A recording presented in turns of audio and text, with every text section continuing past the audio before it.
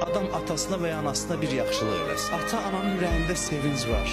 Şad oldu oğlumun, qızımın bu hərəkətindən. Ata ürəyində desin ki, Allah sənə kömək olsun. Hədis var ki, bu dua qayıtmaz, bu dua qəbuldur, zamindir Allah. Ata sevinib, şad olsun, ana sevinsin, şad olsun. O halda övladı dua eləsin, o duanın qayıtmaq ehtimalı yox, o dua qəbul. Nə qədər ata-ananız sağdır ki, itirənlər təəssüf getiriblər. Təəssüf baxımdan ki, savab əldən çıxır, yoxsa Allahın təqdirinə təəssüf demirik. Nə qədər ata-ananız sağdırsa qədrini bilin, orada əldə ediləcək heç yerdə əldə edə bilməzsiniz. Gedib doğrudan da bizdə indi adət olmayıb. Başqa xalqlarda var, atanın əlindən öpəsən, nə qədər bacarırsan xidmət göstərəsən, heç nə ilə ölçülmür. Deyirdi, günahlarım çoxdur, gəldi Peyğəmbərə dedi. Necə bağışlanım, buyurdu ki, anava xidmət elə. Dedi, anam rəhmətə gedib. Dedi, xalam var, dedi, bəli, dedi ki, ona xidmət elə. O gedəndə baxdı təəssüflə Peyğəmbər buyurdu ki, kaş anası sağ olaydı. Yəni, anaya, ataya xidmət çox mühüm məsələdir.